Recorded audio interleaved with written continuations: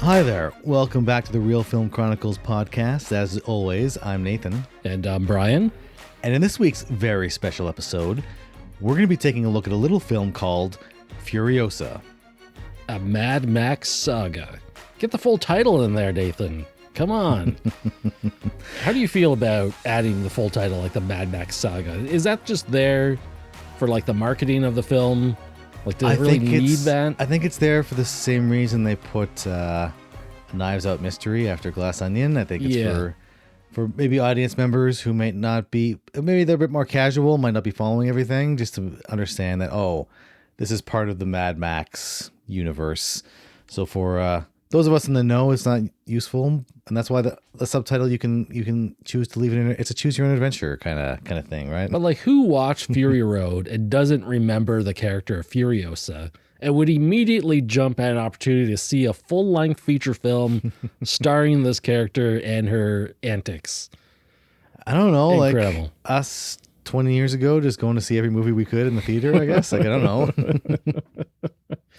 So before we get started on the film, we got to issue our standard spoiler alert where we're not going to hold back on spoilers throughout the discussion. So again, if you haven't seen the movie, go in and check it out. And this is a movie that, it's probably not in theaters by the time we publish this, but it's not doing so hot at the box office. But everyone should go support this movie. You can at least pre-order the 4K UHD of this movie at your local retailer and support the film, because this movie was a blast to watch and you should check it out and then come back and listen to our podcast about it, where we're going to talk about this and much of the other Mad Max movies, I think. I mean, I haven't seen the original 3 in quite a while, but Fury Road has been a regular watch maybe every couple of years. Since it came out 2015, it felt a lot sooner or a lot more recent than that. I was like, it can't have been 9 years already, can it? It really, I mean, these years are slipping by. It's brutal. Mad Max, I mean, obviously the first film, 1979 with Mel Gibson. George Miller is directing. I mean, it kind of takes the world by storm. I was I was aware of the Mad Max movie when I was growing up, but I never watched it until I think it was maybe 2012. I checked it out for the first time. Oh, really? And then I watched the other two, which, what were they called? Beyond Thunderdome and just like Mad Max, Road Warrior. Yeah. Road Warrior. Road Warrior is the second one. Yes. And is then that right? Beyond Thunderdome is the third one. Our resident Mad Max expert here, like, have you been watching these movies your whole life? Yeah, I think I've mentioned this anecdote on the podcast before, where during summer vacation, my mom would take us into town. We'd go to the library downstairs. Me and my 3 siblings would each rent, or borrow, as a library, stack of VHS tapes for that week to keep us out of my mom's hair, really. And among those movies, Mad Max, The Road Warrior, Beyond Thunderdome were among regular rotations. Nice. So I literally did grow up watching these movies. There are movies that it's always so weird. Like, your parents will say, like, don't watch this movie, it's got too much violence, or you're like, this one has, it's like adult content. But then for some movies, they'll make an exception if they really like it. And I think with the Mad Max movies, they were just classic action movies, even though they were more, I don't know, would they have been rated R? I don't know, but I remember watching them pretty young age, and then rewatching them. Like, the library where I grew up was not super big, so we'd end up renting the same movies. Got a limited selection. Quite a lot. The first one, I will say, as a kid, I didn't really love as much. It's a little very, very different in tone, because it's happening like as the apocalypse is happening. Yeah. It's a little bit lower budget, and so like as a kid growing up, it was like Road Warrior and Beyond Thunderdome was where it was at, and now as an adult going back and watching them years later is like, okay, I appreciate all the movies a lot more, but the original Mad Max I appreciate a lot more as well, and it's really interesting to go back and see kind of the mythos, such as it is, even though like George Miller himself is obviously not interested in continuity in any way, shape, or form. He just keeps doing stuff that looks cool, and it's more about Mad Max. The world of Mad Max is almost like it's being told as a myth in the wasteland of like this wandering stranger who pops in and out of our lives, and you don't know what's fact or fiction. I really appreciate that, but there is a bit of a through line in terms of Mad Max anyway. But anyway, that's my spiel. Yeah, I love Mad Max. Love the films even more growing up. So I'll answer any questions that the audience may have. It's kind of interesting. I mean, we do have to talk about that continuity, the world, the lore that they build up, because I think it gets more difficult, and especially in today's landscape of like, movie universes and stuff that tie into all this stuff, all these other properties or entries in the franchise. And he, like George Miller, like you said, has gone on record as like, it's pretty loose connections between the movie, but that doesn't stop us from looking at it, right? And I remember, some things go around here like, all right, so the Mad Max in Fury Road is possibly a different Max than the original, like Road Warrior Max. And it's like, there's a little scene of, I think it was like a little trinket that Max gave to this kid in Beyond Thunderdome or something. And then that trinket shows up in Fury Road he's holding later. So you kind of say, well, this is that kid grown up. And then other stuff is coming out. Like I heard recently that, he was injured at his leg and he retains that leg limp through Fury Road. And he's still wearing this leg brace, which is unexplained in Fury Road. But it's like, you could piece that together. It's like, well, this is actually the same Max. It even has like the same last name. What is it? Max Rockatansky. Yeah. And it was just like, even at because I rewatched Fury Road again last night, of course. And in the opening credits, like there's his full name. So it's like, I guess this is the same Max. But at the end of the day, I don't think George Miller really cares. And I don't think we need to really care that much either. And it's like, I'm not invested enough in the original trilogy to like really get on board. It seems like we're building a little more cohesive world with Fury Road, Furiosa, and supposedly has planned another Mad Max movie or two, one which would be parallel to Furiosa, would be like another prequel where Max, like the year leading up to Max being in Fury Road. And then I think he probably has outlined some plans to do more Mad Max movies down the road, sort of like in a future date. But that's all hanging on the precipice of a poor box office reception for this movie. It's interesting. People have been harping on the poor box office reception of Furiosa, but really it's in the context of, the opening weekend. It was like one of the lowest opening weekends for movies historically. So it wasn't just Furiosa. It was a bunch of movies at the time that didn't do well. And it could be a variety of factors. So I don't know. I'm not hanging. I don't know. Like I don't usually follow the box office numbers that much. They don't, because people try to draw like direct correlations between, you got a low box office, therefore it's terrible. I mean, you look at the original Fury Road. The original Fury Road is the fourth in the series. Look at Fury Road. It barely broke even at the box office, even though it got rave reviews and people were praising it. So it's just, I don't know, man. Fury Road almost doubled its budget for what it's worth.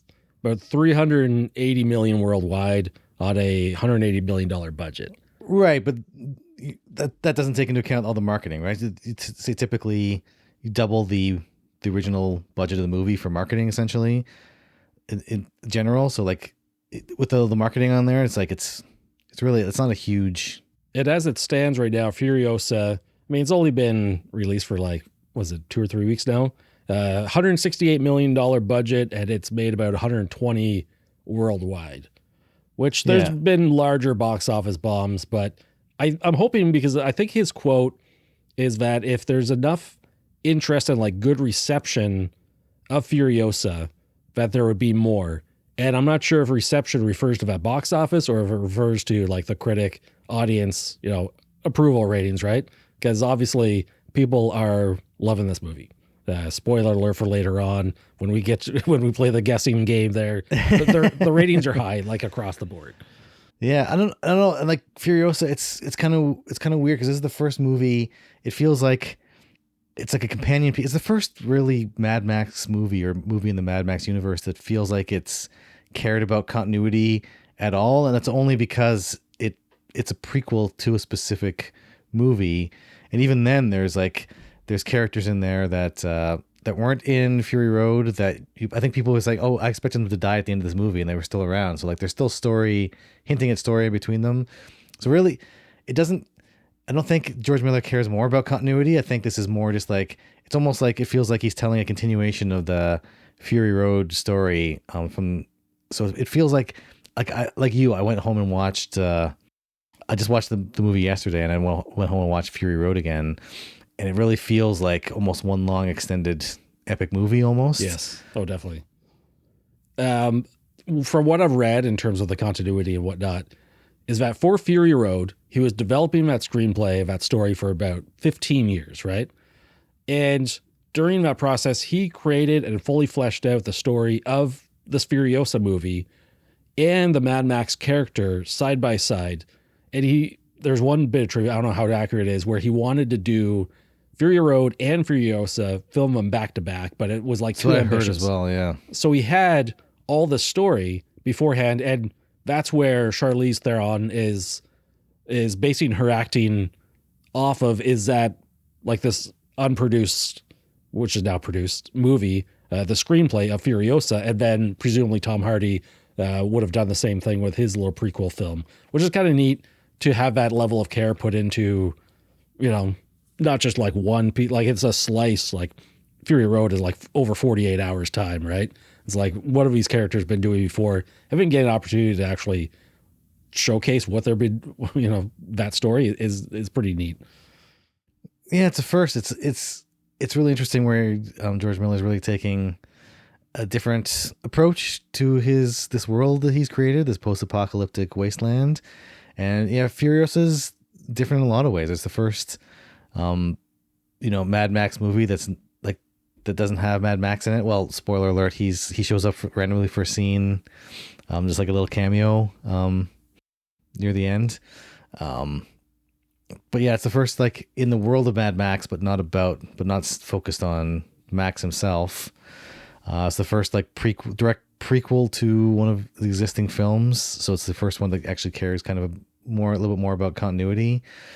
But yeah, it's like I wonder if his plans, or as his vision grew, was like, did he envision here's another character that Mad Max interacts with, and like tell their story and Mad Max's story, almost like companion pieces, and that's how he wants to tell the story, kind of going through like, here's Max's point of view and here's this main character's point of view. And it's like, that's an interesting kind of storytelling dynamic to have those side by side. That'd be interesting to see if he goes for, I know, like, I think the dude's like 80 or something now, so like I don't want to, dude probably wants to retire at some point, right? Like I don't want to put too much on his shoulders here for more Mad Max content. I'll be grateful if we do get some more from Mr. Miller himself, but I don't think he owes us anymore. I think he's given us 5 great movies now. Like I don't think like I'd be happy if this is all we got, but I'm grateful for more. But I just don't know. I think there's how realistic it is. Yeah, George Miller, born in 1945. Based on some other directors still being active into their 90s and 80s here, I think holding out hope for more, because he seems to really know what's going on with these movies. And it's shocking to me. I mean, there's quite a period of time from Beyond Thunderdome to Fury Road. And even when you're walking into Fury Road, you're like, okay, he's still directing this? Like, what? Really? Like, come on. And then you watch the movie and you're just blown away. And then right? The same thing happens here. It's like, okay, we're doing a prequel, really a prequel to Fury Road. And then you watch it, you're like, holy crow, that was something else. Yeah, like that's the thing too. Like walking into it, like what were your initial thoughts when you heard about Furiosa and when you saw the marketing leading up to it? Were you stoked to see this? Did you have some misgivings? Like what was your initial kind of thoughts around this? My expectations were way too high. Furiosa, I mean, the character, she was really a centerpiece of Fury Road. And seeing that Charlize was not coming back to reprise the role and that it was going to be a prequel kind of like soured me a little bit, because she did such an awesome job. And I was hoping for more of that character and like her portrayal of that. So I went in with a bit of trepidation, but also a ton of expectation because Fury Road just blew me away so much. And I'm thinking George Miller, uh, he's back at it, right? And the trailers looked phenomenal. I was just like, this is more, this is going to be even bigger. It's going to be even more epic. And I was super excited to the point where I couldn't help be a tad disappointed walking out of the theater on that first viewing. Interesting. And it was like, okay, it has to draw back. Like when you walk out, you're like, was that better or worse than Fury Road? Right. And for me, it was like, well, this didn't have the same impact, but it's a very different set of circumstances. Like Fury Road felt like it came out of nowhere. Right. Like it's just like was the action movie halfway through a decade of when action movies are dominated by comic book films, and then we got something like this. So I think it's a little bit, I have a little bit of trepidation on accepting it, but I'm really looking forward to watching it more. And I think I'm accepting it even more so now. What were your thoughts on it like that? When your expectations going in and walking out of that theater yesterday? Man, when I first heard just the concept, I was not particularly stoked about a prequel to Fury Road. I was like, I don't know, man. Like, what are you talking about? George, what are you talking about? I don't know. But then I saw the trailers, and the trailers got me super pumped. I was like, okay. I was like, okay, it's like it drew me back into the world. It's the world of Mad Max, something that I grew up loving. And I was like, okay, the trailers are cut together really well, really cool lines. You see like, the actors in there giving it 110%. And I like the trailer sold me, and I was getting pumped. And I went to the theater yesterday. I was reading a couple comments online, no spoilers, but people just saying, don't go in expecting another Fury Road, right? It's a different kind of movie. The movie has a different pace, and it's trying to do something different. It's still going to be an action movie. And so maybe I had my expectations a bit more tempered, because I was still a little bit hesitant. I was like, it's still a prequel to a great movie. Doesn't have Charlize Theron in it. Anya Taylor-Joy is great. She was great in this movie. She's a great actor all around. But like, Charlize Theron is Charlize Theron, and she was iconic as Furiosa in that in Fury Road. But I was pleasantly surprised by how much I enjoyed Furiosa. It it wasn't. There were great action set pieces, but it wasn't like it didn't have the same pace as Fury Road. Obviously, it didn't have the same. Because Fury Road was like a chase. It was a chase movie, and this was like a revenge movie, and so it was set up very differently in terms of structure. And then like I had a blast. And then George Miller, like all the world building, it didn't feel like like some movies like the new Ghostbusters movies that feel like they're really beholden to the lore with a capital L. It's like, oh, this has so much significance. It's like, no, man, let's just go to Gastown and blow some shit up, right? Yeah, It's like it's like expanding. We didn't go into Gastown before. It's like, yeah, we're in Gastown now, or we're in the Bullet Farm. It's like, oh, what's the politics of the Bullet Farm? Who cares? We're just gonna have a big fight here, right? So it's like it's doing world building, but it's not beholden to that lore. It's not like, oh, this is super important. There's one bullet, or there's one object is super important. It's like, no, we're gonna have a good time here, right? Be good revenge flick, and without a doubt, I was pleasantly surprised.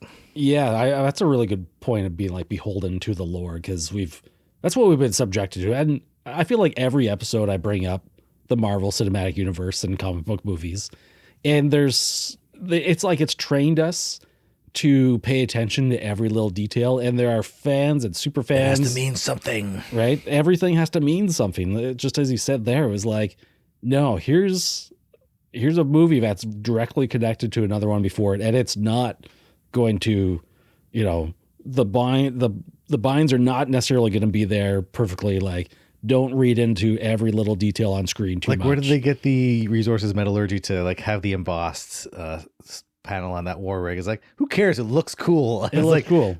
The thing on the back, the spinning, was it the Tommy knockers or whatever they called them? Tommy knockers. I don't know what the hell they're called.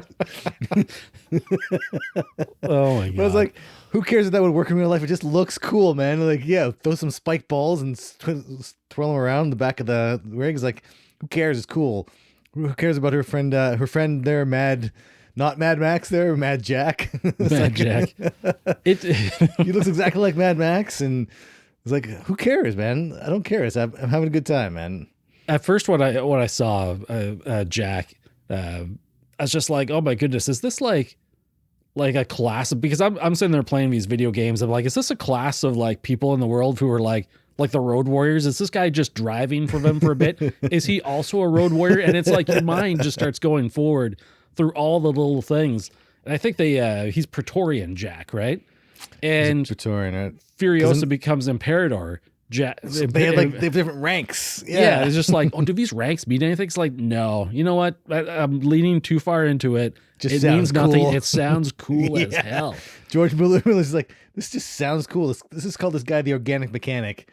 Done. If you go look through the credits and look at the names of these characters, they are truly astounding. It's amazing. And you mentioned one of the characters being around in this movie. I think that's Scabrous Scrotus. Yeah. Who is one of the sons of Immortan Joe. He's not in the video game. He's in the video game. Yeah. I don't remember what his fate is in the game. I'm not sure if that's like, again, it's not really like canon to the whole timeline, but he's in the game. Just like the one character near the end who gives Furiosa the beat up vehicle that's missing a wheel, that is Chum Bucket, who is like one of the main characters. Like he's your Mad Max's buddy who's constantly fixing the car in the video game. This is the 2015 title we're talking about. So it's like there's some Easter eggs like that thrown in there, but it's like none of it really matters. You're just there for the good time, but also getting a good story and narrative throughout, right? And I would just want to quickly visit a point you made earlier where when you watch these two movies as a whole, it really does feel like one big whole film. Yeah. And it feels really good. And I watched it, Fury Road, last night, and that scene where she's meeting with the oh my goodness, I can't remember the mothers there from her old tribe, and learning that that place doesn't exist, and they drove through it. We saw it before, whereas like the green place, the green place is no more, and it made that moment even more impactful. Yeah, and it's enhanced. Furiosa has enhanced now Fury Road and all the little details here, which I'm not sure. At first, you're kind of feeling like, oh, maybe they're going to go back and like needlessly explain some things that happened in Fury Road. But I definitely get the sense that it was a lot more organic, especially knowing that he made a lot of the story beforehand, right? Before doing Fury Road. It's just like a lot of this stuff doesn't feel like pandering, like in, the classic example now is kind of like Solo or even a Rogue One, where they're explaining these little details in Star Wars that don't need explaining, but it's exactly. That's a type of setup that it's not necessarily explained, but it's just like we get to see a bit of the green place and we get to see her fight for it and we see her miss it, and it's like it's so much more emotionally impactful for that moment later on, which had its impact when you're watching Fury Road, but it wasn't as significant as it is now when you go and rewatch it. To see the eyes of the character, like it feels like almost like Furiosa and Fury Road feel like almost like a cinematic equivalent now of We Will Rock You and We Are the Champions. It's like you have to kind of watch them back to back almost, right? Like when I pick this up, and I'm going to be picking this up as soon as it comes out on 4K. I have to upgrade the other Mad Max movies on 4K now too. I only have them on pathetic Blu-ray now. But it's like, I don't think I'll be able to watch Fury Road without watching Furiosa first. Like it's just like it's so woven together. So except for one thing, I don't know. I'm still torn about this. At the end of Furiosa, through the credits, they kept showing a bunch of scenes from Fury Road. I'm just like, I'm not sure how to feel about this. Like I almost hope that like a home release doesn't have those details in it, because, and my friend pointed this out when we were walking out of the theater. What if, in 10 years from now, you're watching Furiosa because it's chronologically in that order, like it is a prequel to Fury Road. You watch this, and then you watch those end credits, you're like, oh, okay, so all of those events happened. Then you watch Fury Road, is like, guess what? You've seen a bunch of the movie now. You've seen the highlights of the film. Like, why did you force us to watch a highlight reel of Fury Road at the end of this movie? It felt really weird, right? Yeah. Okay, yeah. But yeah, overall, like the story. Okay, gotta talk about Chris Hemsworth's Dementus. Yes. Chris Hemsworth looked like as good a time as the audience was having with the movie. I don't think anybody had as much fun on this movie as Chris Hemsworth. He just like he played an amazing villain. Got to play in his native Australian accents, and he was just you talk about like chewing the scenery. Like Chris Hemsworth made a meal of this movie. He was just like, from the ads. I was expecting great things, and like you're just so used to seeing him as Thor, and you forget it's like, oh yeah, this guy actually he's an actor and he has a range and he can do all this other stuff. And his Dementus was so great because he was like the big bad guy, or one of the big, like it was Furiosa's main bad guy because Morton Joe was in this again, and there was like a kind of battle back and forth. But to see contrasted with like you see now like, oh, Morton Joe or Lord Humongous from Road Warrior, these guys they were bad guys, they were evil, but they were competent. They had a vision. They could keep structured around them. And Dementus, Chris Hemsworth Dementus, was just like this kind of fly by the seat of your pants kind of guy. And when he got power, he couldn't maintain control properly. He didn't really have a plan. And he was just like everything fell apart at the end. And he was not really competent at all. He was just kind of going with the flow. It was so interesting to see that kind of contrast between a Morton Joe and Dementus, to see the kind of different kinds of villainy, right? But it was so great, so over the top. But yeah, it was just what a great villain. You felt like he could have been in one of the original Mad Max movies. It felt like it was just so got the tone of the movies perfectly. He knew exactly what movie he was in. And I think I remember reading in an interview or something, is like, yeah, as an Australian, being able to be in a Mad Max film is like, yeah, of course, like you're going to be in there, you're going to have a ton of fun. It's like a dream come true. But yeah, it was amazing. It was a great performance. What did you think of Dementus? Dementus, absolutely fantastic character. And I was a little on the fence when I saw Chris Hemsworth in the trailer, and I was just like, oh, what is he doing exactly? Am I going to gel with this or not? But he was really good. You do here. And I'm glad you mentioned that. It's like, it's a different type of villainy in the Mad Max world, and I love seeing those different elements. Those are the bits of world building that I can really appreciate, that we have like these three towns, like Gastown, the Bullet Farm, and then the Citadel, and it's just like they each have their own unique cast of characters and villains. And I think you nailed it there. Where like he's just going with the flow. He just hears about a green place, he just starts going for it.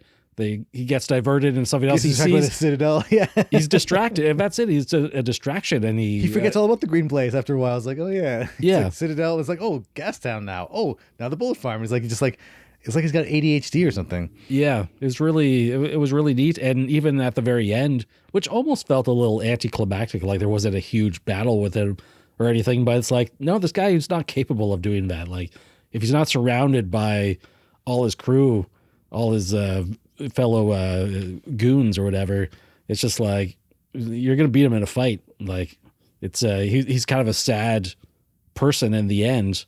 Yeah, and you get a sense of like he has like a tragic backstory that I love that they didn't go into it, but he has this like little like stuffed teddy bear, and he hints vaguely at having a family, and it's like, oh, like I wonder, like, look at the original Mad Max, and he lost his family. They were murdered by a motorcycle gang, and that's when he became Mad Max as opposed to just regular Max.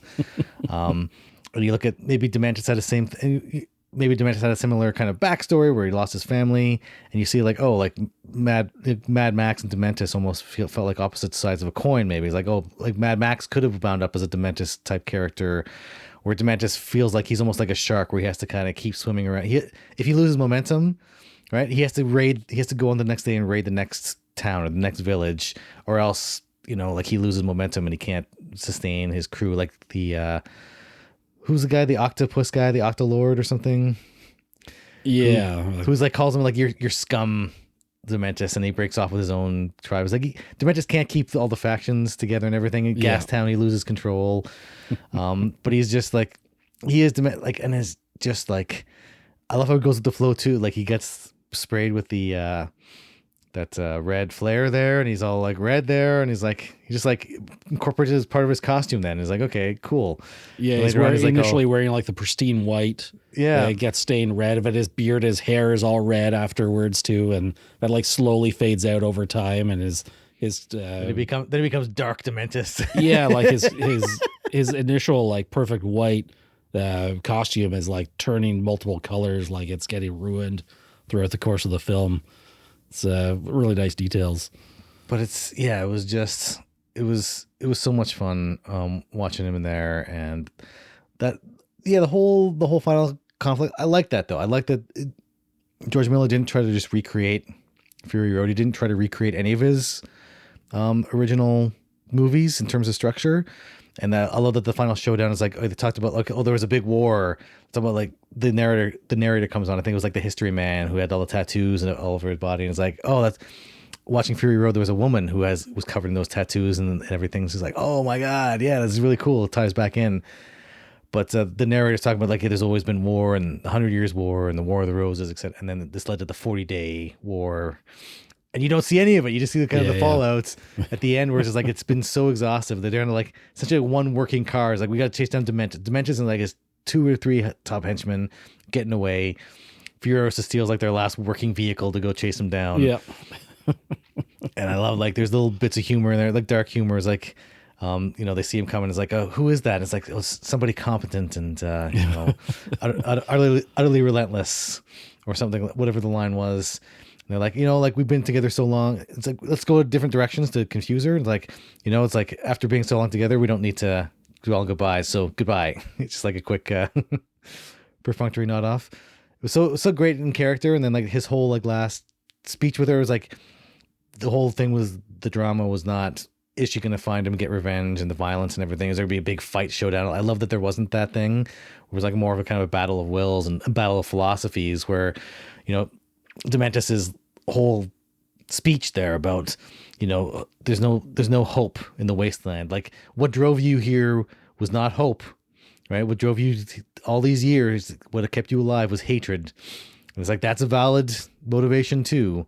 And he's toying with her, and it's like that whole line from the trailer there that was in the movie. I was waiting for it. It's like, we're talking about like, yeah, you're gonna kill me, but the question isn't whether you're gonna kill me, but how are you gonna kill me?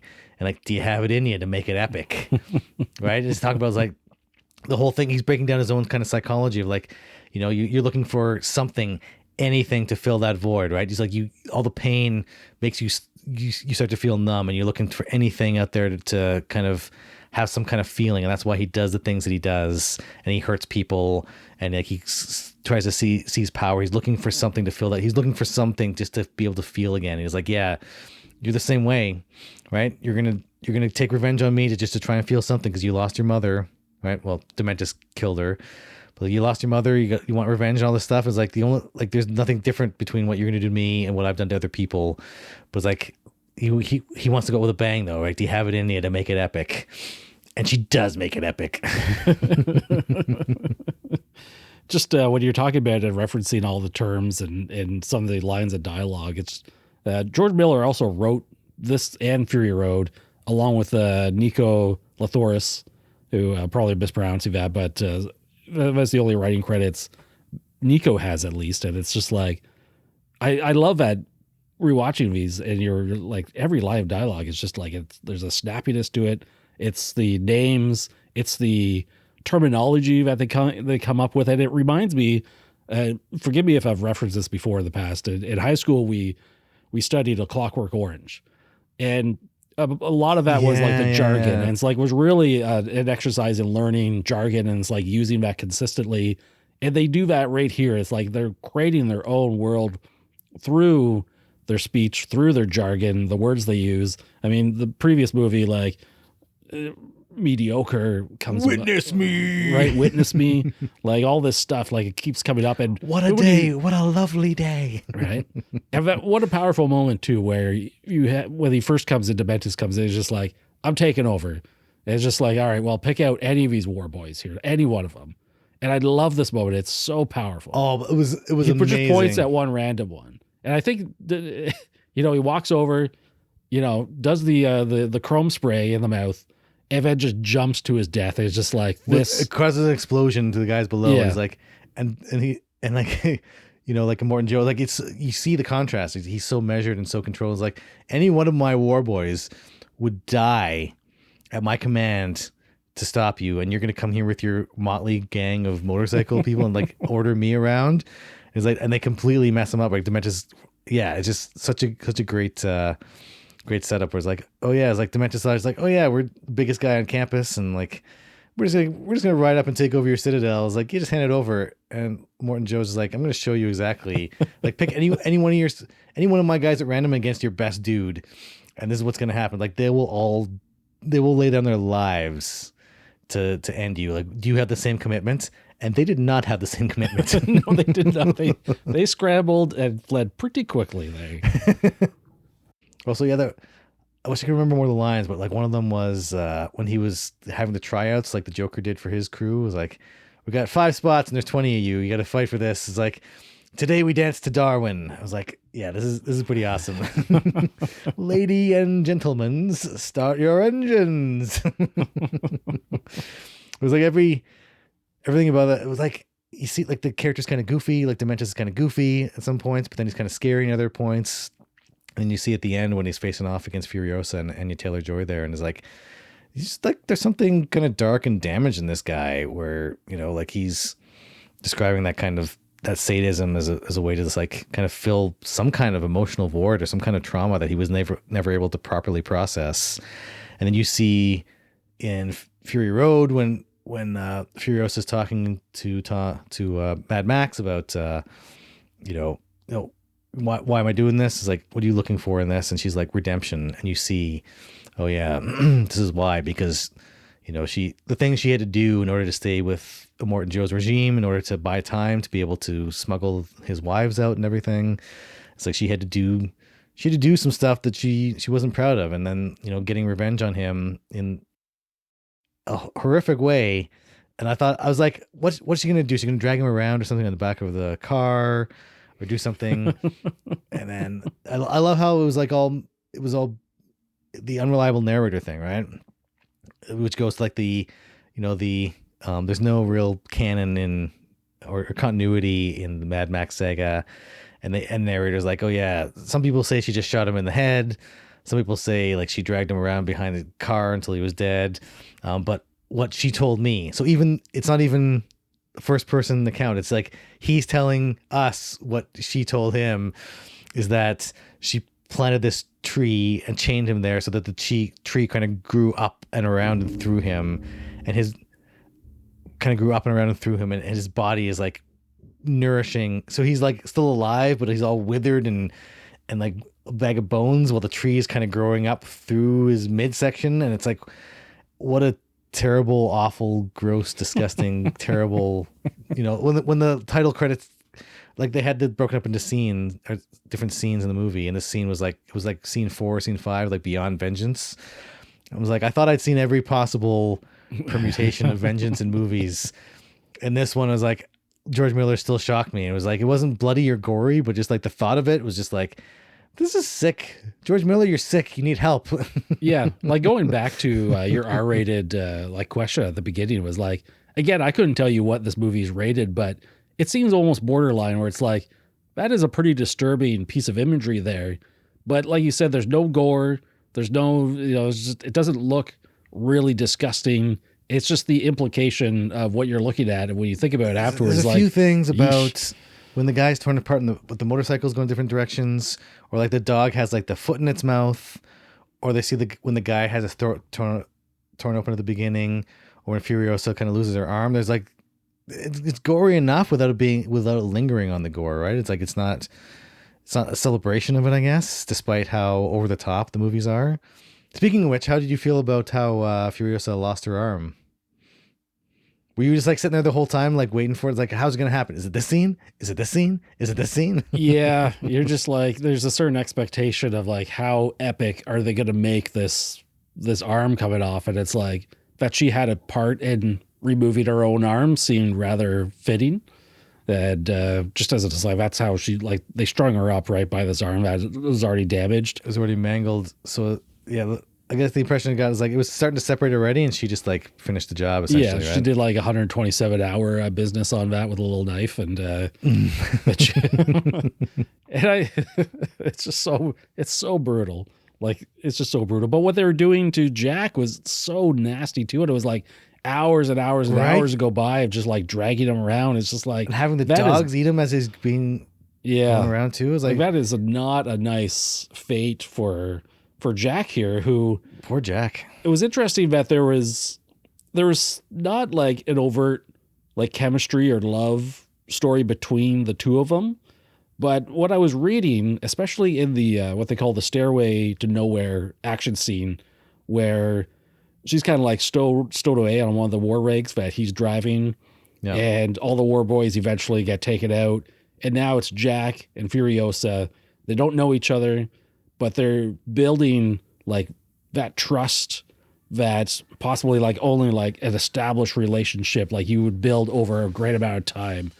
And it's like that is their love story right there, is like the two of them coming together to overcome all these obstacles to get this war rig to where it needs to be and like fight off all the bad guys, right? And then they become partners afterwards. And it's like it's never inferred that they're like together, but it's like that level of trust in the wasteland goes so far where it's like you really can't trust anyone. And you see that again, like in Fury Road, it's like here's another dude who looks like Jack is Mad Max, and you're like, all right, what's this guy's backstory? What he's like, every single person is just inherently like a potential problem, right? Yeah, because in George Miller's Apocalypse, the wasteland is so harsh and so uncaring, and people are so, they succumb to their worst base instincts and base desires, that to have those moments of genuine compassion, right? Those genuine human moments of compassion or even love or just connection where this person isn't actively trying to kill me. It just makes it all the more powerful, right? When she meets Jack and Jack isn't a total dick and he's not trying to rape her and he's not trying to kill her, or, he's not trying to induct her into his harem.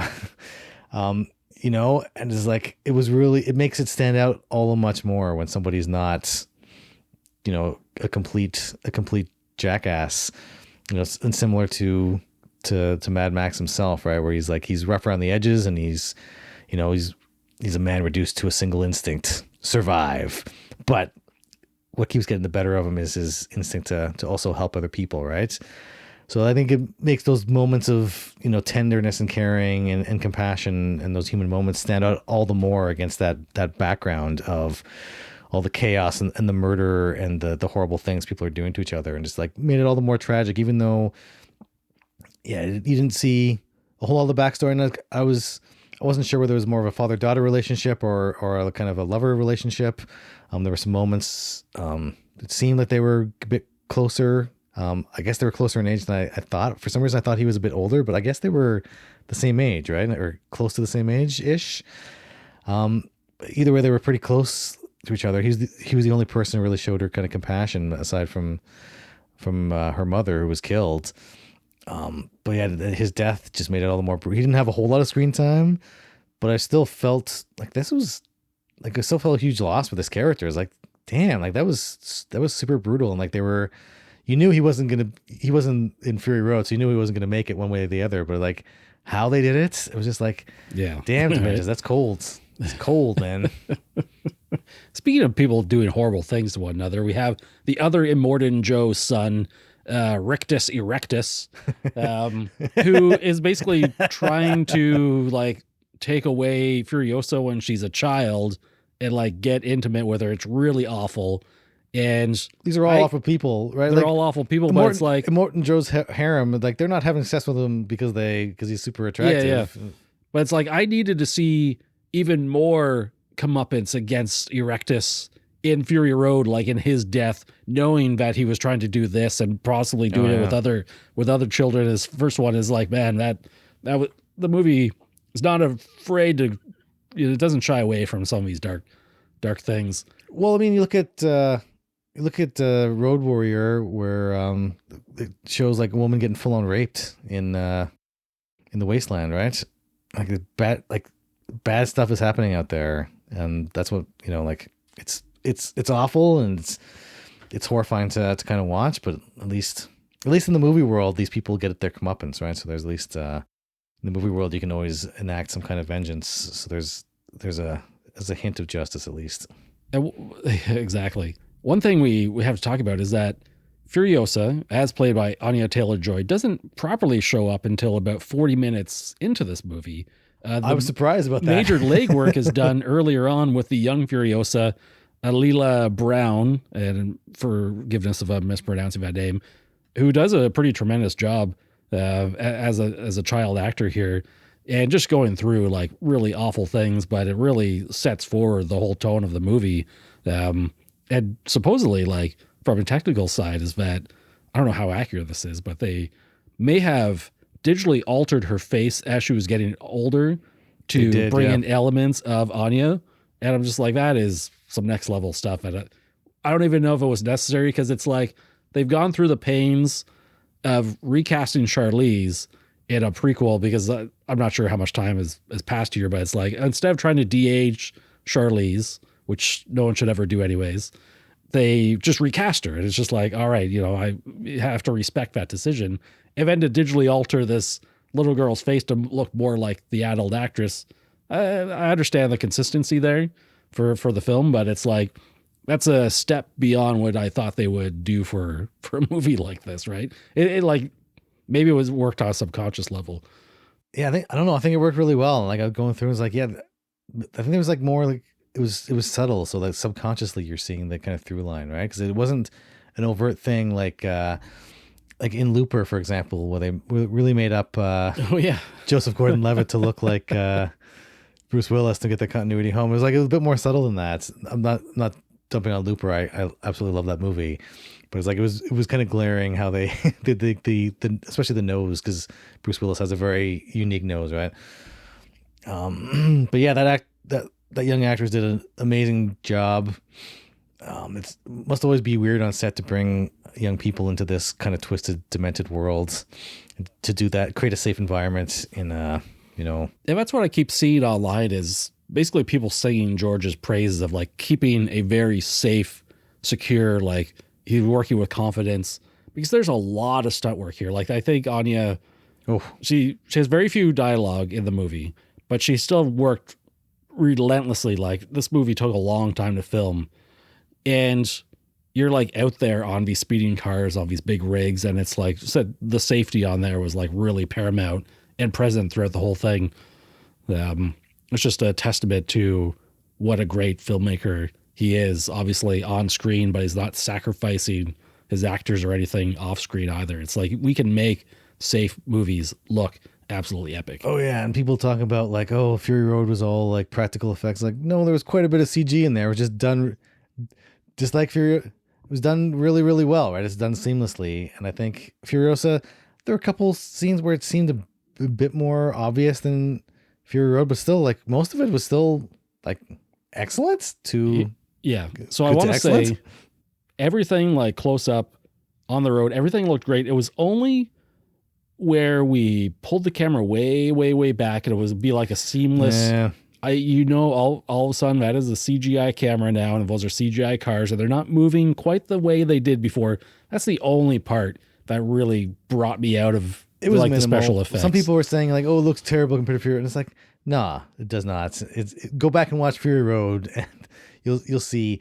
But speaking of the action though, because I'm always one of the ones harping on like how all movies are so dark and they're edited so fast, and I can't tell what's going on. Yeah, and I love.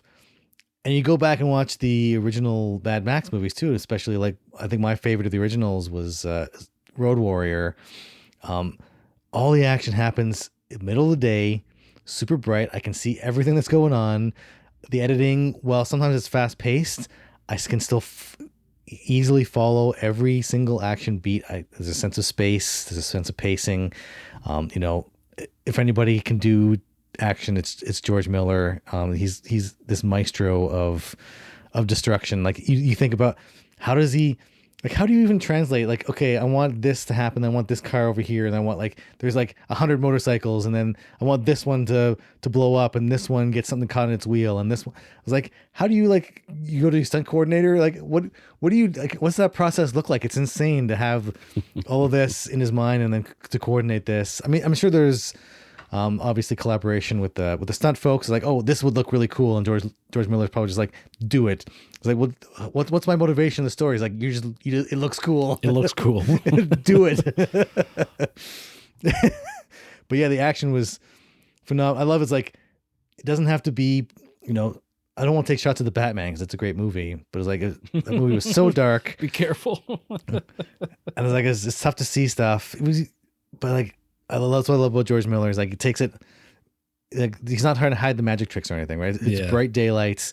You can see every explosion. You can see everything going on perfectly. It's like this is the action I want to see. It's like you don't have to hide everything behind fog and turn off all the lights in the city. It's like no, stage all your action during the day. It's like looks beautiful. Like the movie looks gorgeous still. It's got the same kind of aesthetic as Fury Road. I think the same color scheme of the you think like the blues and the oranges and the reds kind of. It really pops. It looks incredible. Almost comic booky. In a good way, right? It's like that really like contrast of colors, right? I think of like George A. Romero's was it Dawn of the Dead with the zombies and everything. They have a specific color, almost a bluish hue to them, and he was going for more for like it was like a comic book feel almost, right? And it's like you get that sense here too. It's a weird connection to make, I know, but like this is how my brain works, I guess.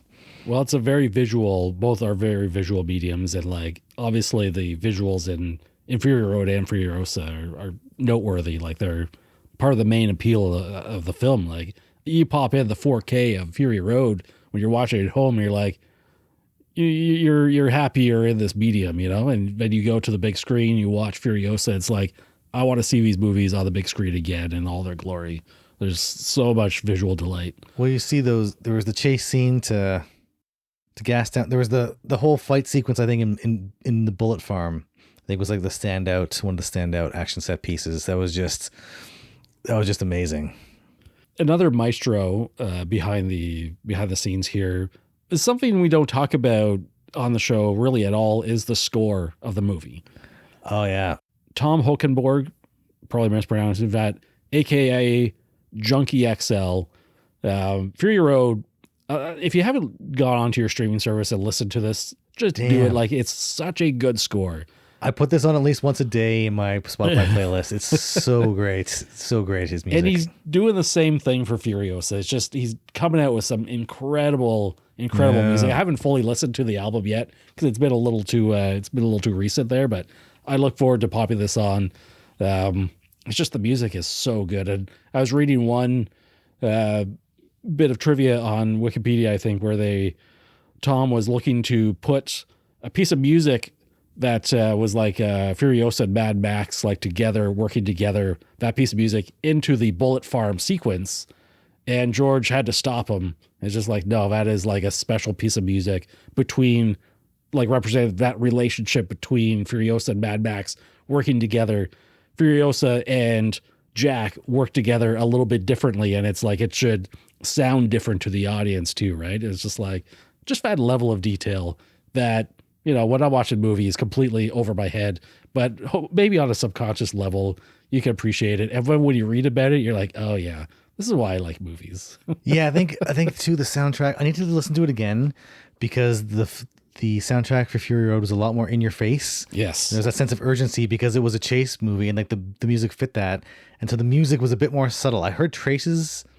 So you hear that again, the continuity of music between Furiosa and Fury Road. You can hear it's like obviously the same composer, which obviously it is, but it's a little bit more subtle, right? It's not as in your face as the soundtrack from Fury Road. And I actually love that because I was like, it was good, but it wasn't catching my ear the same way that Fury Road did for the first time. And I realized like it's not supposed to, right? It's a different movie. It's a different type of movie. It's a different feel of movie, and it's evoking a different kind of emotional resonance here. So it was like, I'm again, like you saying, I'm really looking forward to not just watching this movie again, but listening to it and being able to download the soundtrack on Spotify. Because man, that first, like the Fury Road music is like it's on there all the time. Like the chase music. I can't remember what the actual track is called, but it's man. If I'm down, I need to get pumped up. I'm listening to Fury Road like 100%. And now if I want to get vengeance on somebody, now I'm listening to the Furiosa soundtrack 100%. Right. For my own tale of vengeance. I mean, both are probably dangerous soundtracks to play while driving in your car. You don't want to be reminded that you're in the wasteland and need to like drive over everything. Okay. Did you drive to the theater to see this? Yeah. When you got in your car to drive home, were you driving like a little bit faster and taking turns a little bit tighter than normal? I wouldn't dream of doing so. I obey the laws on the roads. That's what I thought too. Neither did I. I'm just wondering if my car can make such jumps and stuff. When you look at the detail in like some of the cars they make and seeing the structures they put together, like I love that like multiple trunks of like the same vehicle will be like stacked on top of each other. And it's just like the crazy suspension they build into these things, like obviously required for like jumping these sand dunes and stuff. But like, I just love it hacked together. And I love the reveal of like a new war rig. It's just like, it gets all its glory on the screen. You're like, oh yeah, I'm looking forward to see that thing drive around. Wonder what kind of tricks they have there. And then they have like the Tommy knockers and you're like, man, these guys think of everything. Yeah, it's just, and he got his due too, right? It wasn't, the Chekhov's gun paid off. It was like he showed the shiny new war rig or shiny old war rig because it came before the one in Fury Road. But it was interesting too because like the war rig in this one, it felt like it was shinier and newer. It felt like the war rig in Fury Road was like. It was like pieced together from more parts. It was almost like they had more resources and there's like diminishing resources as time goes by. Cause like they had some newer stuff. Like the war rig in this one compared to the one in Fury Road, it's like, oh yeah, we had resources to make it exactly one awesome war rig, all the stuff. And then like the second war rig is like, we got to piece together what we have left to build to build a new one. Right. I mean, they just went through a 40-day war and like lost everything. Yeah. And then a few years later, they still need to get a war rig going, and that's what we got. And you're like, oh, I love it. Any other notes you have? Anything you want to bring up before we jump into ratings on Furiosa?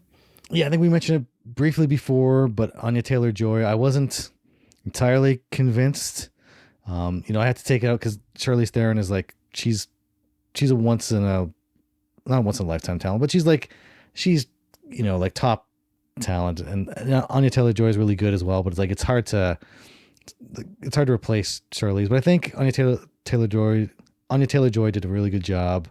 And there's some moments where she was channeling Charlize Theron's Furiosa. Even her voice sounded almost exactly like Charlize Theron. I was like, did they get her in there? I was like, I don't think so. I think Anya Taylor-Joy is just like a really good actor, and she was just. She'd studied the original movie, obviously, and studied Charlize's speech patterns. Like, it was uncanny sometimes. And then even the way her demeanor and the way she held herself was like, you know what? I can actually see continuity between like the child actor and Anya Taylor-Joy and Charlize Theron. I was like, you know what? Putting aside my own preconceived notions and all this stuff, taking it for what it is, and in George Miller's insane vision of this post-apocalyptic dystopia. I can see that continuity in the character, and I think they did a really good job given the resources they had, right? Definitely. Two top-tier actors doing great things. Like there's ratings. So before we jump into our own ratings, we like to make Nathan try and guess what ratings are, how well this movie was received on different sites. Feel free to play along at home. First up is the Rotten Tomatoes site. Critic rating. They use the 100% scale. What percentage of critics rated Furiosa favorably? 84. Go a bit higher at 90%. 90%? Oh, wow. How do you feel the audience rating on Rotten Tomatoes is? 82. 90% again. Oh, awesome. IMDb They use a 10-point star system. What's its user's average rating? I don't know. I'm going to go 8.6. It is 7.9. Okay. Which is good. And then finally, Letterboxd, which you can find us, logging all our activity and ratings on. What's its user's average rating for Furiosa? 3.4. Ooh, you got to go a bit higher. It's 3.9. Oh, wow. Which again, we called it before, like recency bias. It might be a bit higher, but I think in this case, it's probably pretty deserved. I mean, IMDb is 7.9, 3.9. It's really 4. Double that to 8. They're basically identical scores. Bonus round of Fury Road. Okay. Going way back in time, 9 years ago now. If you can, as you insane. said before, 2015. That's not right. Rotten Tomato critic rating for Fury Road. For Fury Road, 87. 97%. 97. Okay. Wow. Audience rating on Rotten Tomato. I'm going to go higher. I'm going to go 92 then. It's 86%. So it's interesting, right? And again, I mean, we don't want to spend too much time talking about that box office. You made some really good points earlier where it's like, audience liked this movie more, but they're not going out to see it as much as Fury Road. And you're just like, sometimes there's no rhyme or reason. There's no direct correlation. At trends in going to the movies altogether. Right? People are like calling out, oh, Furiosa had, bombed on this weekend. It's like, well, you look at, it was actually the highest grossing movie that weekend, opening weekend. All the movies were historically low. I think like, Garfield might have beat it. No, I think it edged it out slightly. Can you believe we have a Mad Max movie fighting a Garfield movie for top spot at the box office? This feels like 1980s again. Right? So moving on to IMDb for Fury Road. IMDb, let's go 9.1. Ooh, 8.1 there. Yeah, okay. IMDb always seem always lower on average. And Letterboxd, finally, on Fury Road. This movie is gestated for 9 years on Fury Road, or on Letterboxd, I should say. I'm going to say it has at least a 4-star rating. At least. That's your Okay, I'm going to do like 4. I'll do 4.1. You're so close. It was 4.2. Oh, you have gone ones absolutely spot on in the past. That one's pretty darn close. So with that in mind, where is your star rating? We use the same system as Letterboxd, the 5 stars and a possible like on top of it. What's your rating for Fury Road? Not Fury Road, for Furiosa. I'm still in Fury Road mode. It's too furious. No, I give it a 4 out of 5 stars. That might change after multiple viewings, but I really, really enjoyed this movie a lot more than I was anticipating. I had some trepidations in terms of something that George Miller hadn't done before, and it was a story in the Mad Max universe, not featuring Mad Max, except from that one random scene in there because they had to do it. Which apparently was Tom Hardy's stunt double from Fury Road and many other productions, which was a nice detail. So it was like interesting, like Mad Max was in the background. He was in the area. He was active in the area for a while. But 4 out of 5 stars. I think honestly, I didn't want to spoil this before because I almost said this before, but I don't think I've given any Mad Max movie fewer than 4 stars. I absolutely love all these movies. Like I said, I grew up with them. I'm still torn as to whether Road Warrior or Fury Road is my favorite. But they're all great, and Furiosa is no exception. It truly surprised me. I wasn't expecting it to be that good, but it fit perfectly in the world. I felt pumped up leaving it. It's weird watching these movies about all these people doing terrible stuff to each other and desperate situations, and to feel excited and invigorated afterwards. But there's always a feeling of hope, despite Dementus's assertions otherwise. There's this feeling of hope when Mad Max comes in or Furiosa comes in, is like, yeah, there is actually a spark of hope left that things are going to get better. But Furiosa doesn't need that spark because it's already really good just the way it is. You don't need to hope. Brian, what's your rating on this? This was a very difficult one for me to rate. Uh-oh. I really enjoyed the movie, and I found myself right afterwards kind of like in our little group discussion, like nitpicking some details there. Yeah. And I think being like, just, I love Fury Road so much. But it's like, oh, this one didn't feel like it fully compared, but it is quite a different movie. There's a very different structure to it. But I landed on 4 stars as well. The system works. Right? It's like I kind of wanted to just put it at 4.5. It's one or the other. It doesn't really matter that much, but I landed at 4 stars officially on Letterboxd. And I have to admit something here. I've been on a Letterboxd for a little while, and I like that I can watch movies multiple times, and it shows me my reviews over time.